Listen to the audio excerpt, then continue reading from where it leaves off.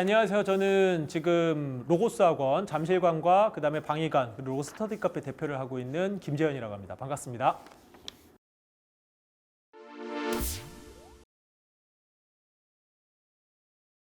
중학교에서 고등학교 올라오면 고민하는 게 뭐냐면 또 과학이 통합과학부터 시작해서 심지어 2학년 올라가서 이과를 가게 되면 뭐 물화생지까지 있고 심지어 또 고3 올라가면 물투와투 생투 지투까지 있거든요. 그래서 이러다 보니까 부모님들이 고민하세요.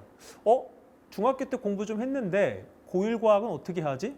또 선행 수업 어떻게 하지? 이런 얘기들을 이제 많이들 궁금해하셔서 대표적인 질문 몇 가지 좀 제가 좀 봤어요. 그래서 좀 하나씩 좀 이렇게 말씀을 드리고 또 제가 추가로 첨언할 수 있는 말씀들 드리도록 하겠습니다.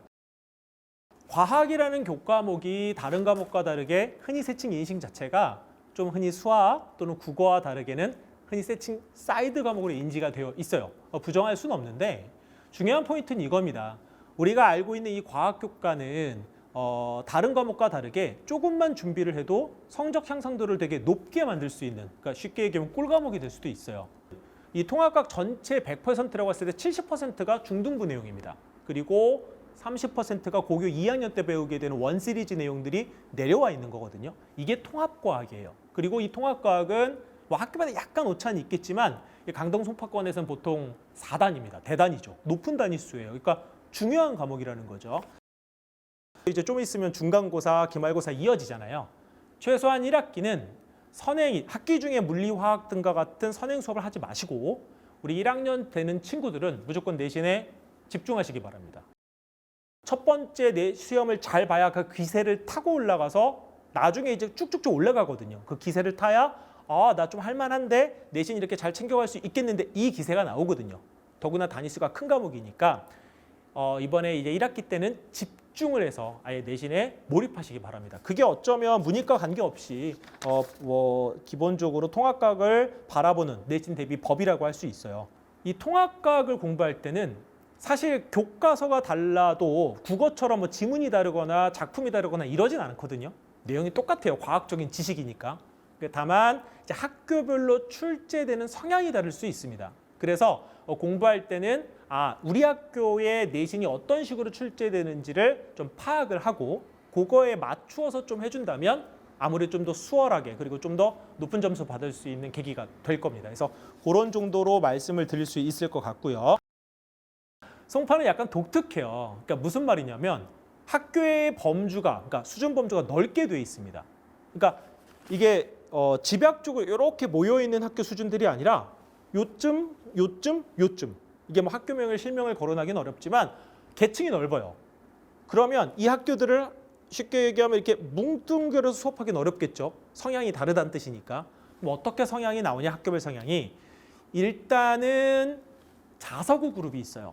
그러니까 자사고 그룹 몇몇 학교들이 있잖아요. 근데 그 학교들이 기본적으로는 통합과학의 주제를 다루죠. 원 시리즈의 내용의 30% 정도가 통과로 내려와서 같이 공부를 하다 보니까, 그러니까 이 내용들을 미리 배우는 거다 보니까 조금 어렵게 내는 그룹들은 이 원 시리즈의 모의고사 유형 문제를 변형해서 낸다든가 이런 일들이 있습니다. 그러면 그 학교들은 그 유형들을 공부해야 될 거예요. 이해되시죠? 그리고 또 평범한 일반적인 그냥 가장 보편적인 그룹들은 그냥 통과해서 집중해서 냅니다.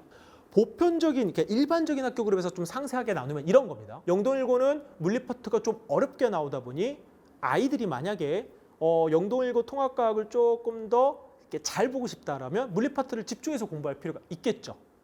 그 다음에 뭐 잠신고 같은 경우는 중점 학교다 보니까 균등하게 난이도를 나누어요. 어느 학교랑 어느 단원을 막 집중해서 여기만 이렇게 할 수는 없거든요.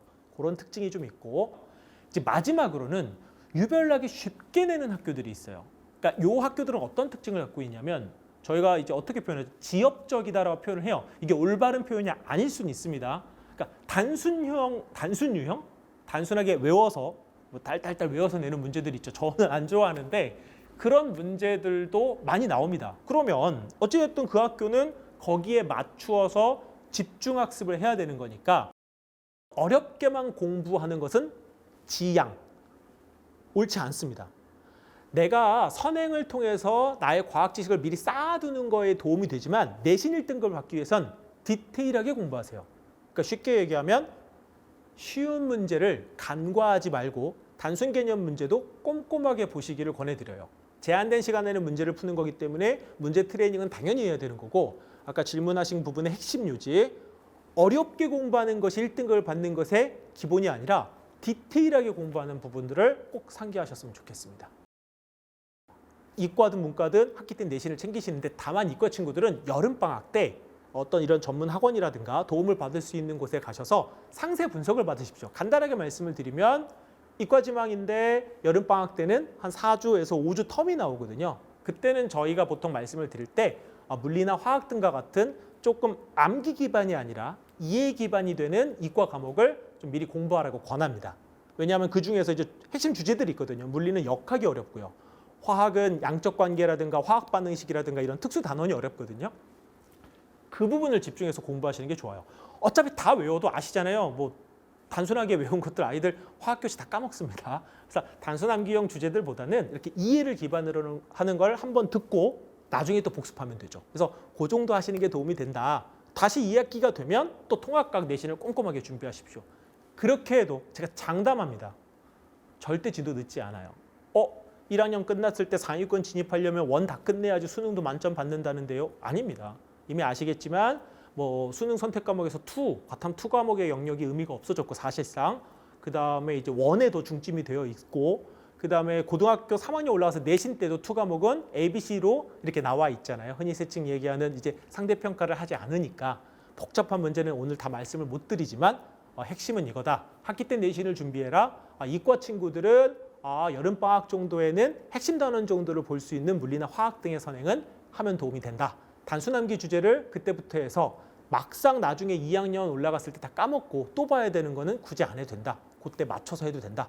이렇게 생각하시면 되고요. 그럼 2학기가 끝났어요. 2학기 때 내신 대비하라고 해서 했는데 겨울방학이 됐네요. 그럼 어떻게 할까요?